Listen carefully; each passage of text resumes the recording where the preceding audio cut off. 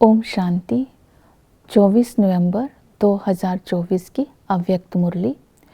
आज की अव्यक्त मुरली है समय प्रमाण, लक्ष्य और लक्षणों को की समानता द्वारा बाप समान बनो।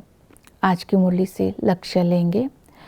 बाप समान बनने के लिए अपने स्वमान के निश्चय में रहना है, नशे में रहना है और लक्षणों को अपने अंदर धारण करने हैं।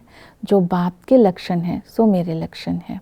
आज की मुरली से रिफ्लेक्शन करेंगे स्वमान का निश्चय और रूहानी नशा, इन दोनों का बैलेंस कहाँ तक रहता है। दूसरा, आज हम अपने अंदर रिफ्लेक्ट करेंगे नॉलेज और नॉलेजेबल मैं कहाँ तक हूँ।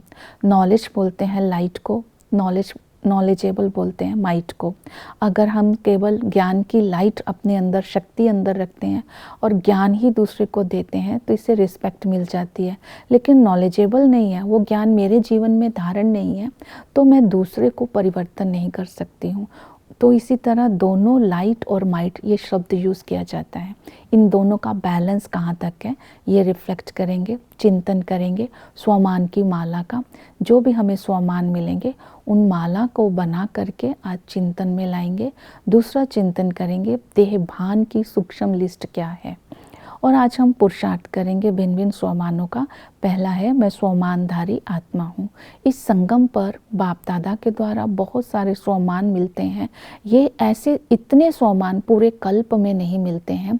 इन स्वमानों का स्वरूप बन करके बाप के दादा के लव में जब हम लीन हो जाते हैं तब कोई की अथॉरिटी नहीं है जो हमें हिला सके। तो स्वमान, एक है स्वमान लेना, दूसरा है स्वमान का स्वरूप बनना।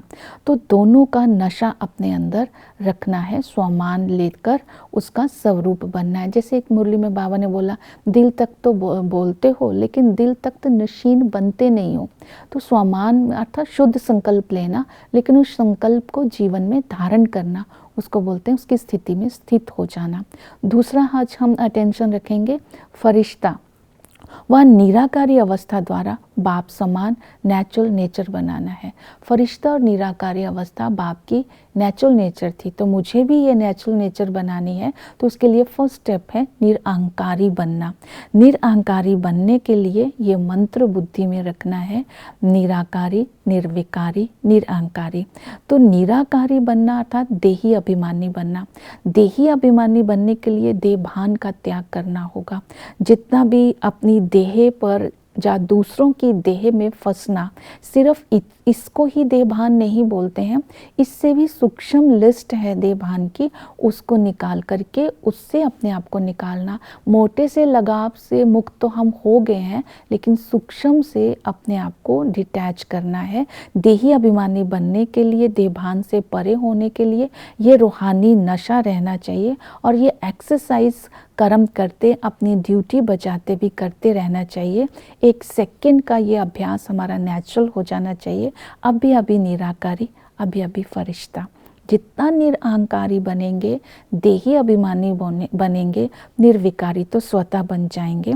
तो इस तरह निराकारी, निर्विकारी, निरअहंकारी, इस मंत्र का स्वरूप बनने के लिए 3 बातें जो बुद्धि में रखनी है।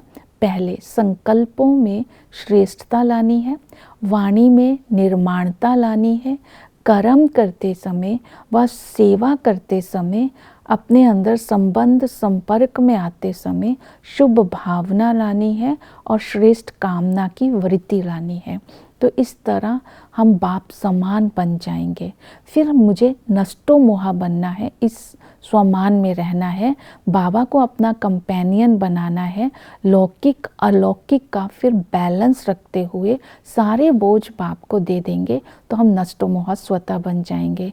ये स्वमान में सदा रहना है। मैं सहज योगी आत्मा हूँ, विकारों रूपी सांपों की शैया पर मैं विजय प्राप्त कर दिलाराम बाप की याद से अपने आप को बाप समान बना रही हूँ।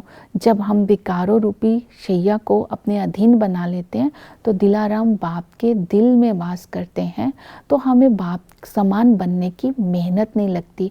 जहाँ मोहब्बत है वहाँ मेहनत से मुक्त स्वतः ही हो जाते हैं।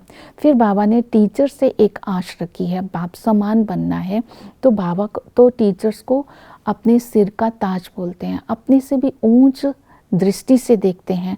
बाबा कहते हैं तुम्हें वारिस को निकालना है, माइक बनाने हैं, शिवरात्रि पर ये सेवा करनी है। इसके लिए बाबा ने कहा अभी तो तुम कोर्स कराते हो लेकिन अभी कोर्स में फोर्स भरना है।